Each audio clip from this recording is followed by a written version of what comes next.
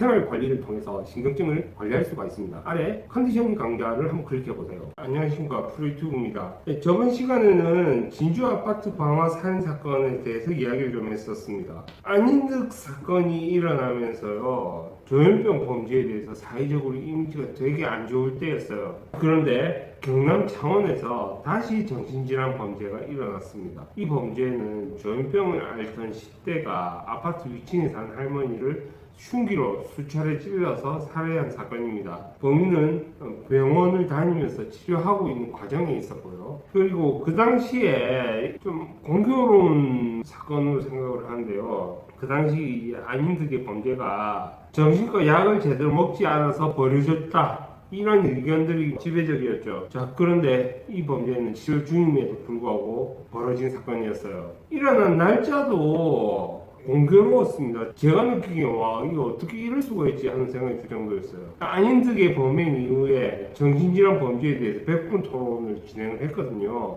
100분 토론에 나와서 의학적인 결론을 냈어요. 약을 잘 먹어야 치료가 된다, 즉 치료 수능도가 높아야 된다, 이 얘기로 결론이 났어요. 그 이야기가 전파를 켰단 말이에요. 그 23일이에요. 다음날 바로 이 사건이 벌어진 거예요. 그렇다면 그런 생각을 할 수가 있죠. 지속적인 치료가 진행되고 있지만 약이 망상을 멈추지는 못했다, 이 말이 됩니다. 그리고 이 범인은요, 환각에 지속적으로 시달렸고요. 게다가 범행도 노인을 흉기로 수차례 찔렀어요. 수차례 찔러서 숨지겠어요. 그 정도로 감정적 격앙이 있었다는 것은 박해자 문제가 있다는 말입니다. 조현병 범죄, 즉 정신질환 범죄에 대해서 가설을 내놓는 경우가 꽤 있어요.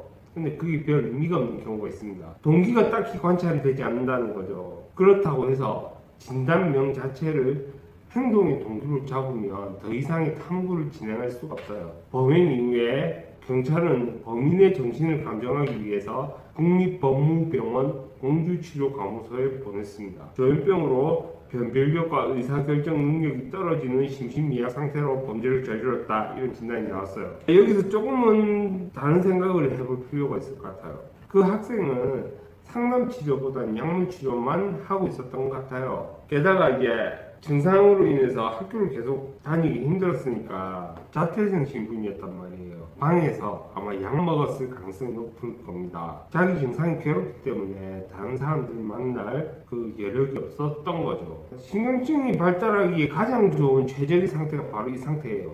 방에 갇혀서 약만 먹는 바로 이 상태예요. 그렇게 타인하고 교류가 멈춰지고 활동이 정지가 되면 증상은 본격적으로 발달하게 돼요. 이 범인에게 망상이 형성되고 초자에 맞서려는 움직임도 나타났을 겁니다. 그 과정은 의식에서는 정말 괴로워요. 자, 약으로 진정은 할 수가 있는데 약물 복용 결과로 발달하는 건 리비도예요. 약이 리비도를 발달시키면 자아가 같이 발달을 하면서 이걸 처리해주면서 가면 좋은데 이게 안 된다는 거예요. 약을 복용하게 되면 리비도만 발달하게 되면 자아 발달이 저해되고요.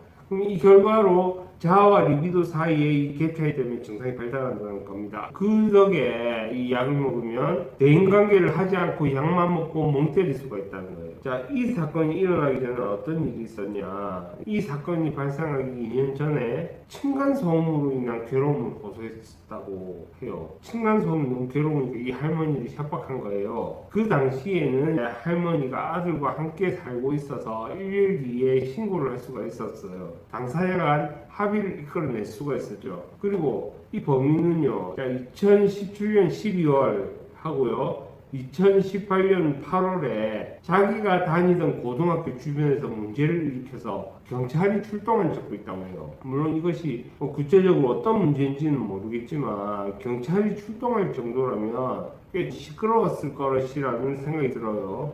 망상과 관련해서 자기 스스로 제어를 할 수 없기 때문에 이런 결과가 나오지 않았나 하는 생각도 들고요. 특히 이 범인이 애니메이션을 좋아했다고 해요. 내하고 연결되어서 다른 사람의 조종을 받는 애니메이션 내용을 실제라고 여긴 겁니다. 망상이 형성될 때요, 이런 세계관들을 곧잘 채택할 때가 있어요. 예를 든다면 되게 유명한 만화 있어요. 데스노트라고. 이건 망상에서 자주 활용이 됩니다. 저도 제 내담자랑 예전에 이런 얘기했는데 데스노트에 이름 적었다고. 선생님 혹시 데스노트에 제 이름 적으셨어요? 제가 데스노트에 선생님 이름 적어도 될까요? 이런 말들을 하는 거예요. 그런데 이런 망상이 등장하는 것은요, 이 작품의 세계관을 끌어들여가지고 자기 세계관을 구축하고자 하는 거예요. 망상의 일부로 채택하는 겁니다. 현실에 둘러붙기 위한 거죠. 이걸 그냥은 또 알아볼 수가 없어요. 이 범인이 학교에서 난동을 부리는 것도 이러한 세계관과 연결이 되어 있지 않을까 하는 생각이 들어요. 여기서 이 진주 방화 살인 사건에서의 안윤득하고 할머니 살해 학생의 범행에서 층간소음 문제가 조금 관계가 있다고 여겨져요. 이 층간소음에는 두 가지 의미가 작동을 할 수가 있어요. 하나는 일반적으로 느끼는 불편함이죠. 그냥 좀 시끄럽네 하고 넘어갈 수 있는 게 있어요. 다른 하나는 정신장치에서 병리적 조작가 발생시키는 작용입니다. 이 두 번째 의미가 상당히 중요해요. 프로이트 후기 연구에서요, 메시지는 소리를 통해 들어온다고 했어요. 그렇다면 이 층간소음을 통해서 초자의 메시지, 초자의 움직임에 자극이 되었다는 거죠. 이게 청각 과민이라는 형태가 되었을 것으로 생각을 해요. 불면증에 시달리는 분들을 봐도 이는 청각 과민에 좀 시달려요. 자려고 누웠는데 시계 째깍째깍 거리는 소리가 들려서 잠도 잘 못 자는 경우도 있고요. 화장실에서 물 한 방울 똑 떨어지는 소리, 이것 때문에 잠 못 자는 경우도 있어요. 예민해지는 거죠. 여기에는 초자 문제하고 관련이 있어요. 정신질환자가 초자에 대항하고자 한다면 어떤 소리에 과민하게 반응을 할 겁니다. 그리고 그 소리가 박해자의 증거가 될 거예요. 그걸 소리 나잖아요. 이 층간소음 때문에 자기 정신에서 망상의 작용이 일어나는 거예요. 그래서 범인이 잡힌 이후에 이런 이야기를 하죠. 할머니가 머릿속에 들어와서 날 조종했고 할머니가 움직일 때마다 나는 고통을 느꼈다. 그런 말을 하는 거죠. 이전에 수갑 살인마 영상에서 이야기한 것처럼 시간이 지나면서 고통이 누적되어 온 거예요. 그리고 이 애는 자기가 이제 살기 위해서 할머니를 죽여야겠다는 생각을 한 겁니다. 자기 박해자로 할머니가 지목이 됐다는 거죠. 수차례 칼로 찔렀잖아요. 감정적 교감이 박해자 문제로부터 오니까. 저는 안인득 사건도 그렇지만 이 상태가 정말 약물로 안정이 될 수 있는가, 여기에 대해서는 의문을 가져야 한다고 생각해요. 신경증에서는 대상 리비도 처리에 문제가 발생하는 거지만 정신병에서는 자아 리비도 처리에 문제가 생겨요. 약물로 자아 리비도 처리를 할 수 없는 지경이 되니까요. 왜냐, 이 자아 리비도는요, 다시 대상 리비도로 변환을 해줘야 돼요. 변환을 해서 처리하는 과정이 필요한데 약물은 그 전반적인 과정을 방해하는 작용을 하기도 해요. 결국 이 범인은 처벌을 통해서 다시 얌전해진 겁니다. 여기서 이제 우리는 법의 시작에 대해서 좀 생각을 해봐야 되는데, 법은 허용에서부터 시작되는 게 아니고 금지에서부터 시작이 되는 거예요. 뭐 하지마, 너 그거 안 돼, 하지마. 이것을 우리 어린 시절로 연결해 보면 이런 게 있죠. 지지야, 지지. 하지마 하면 안 돼.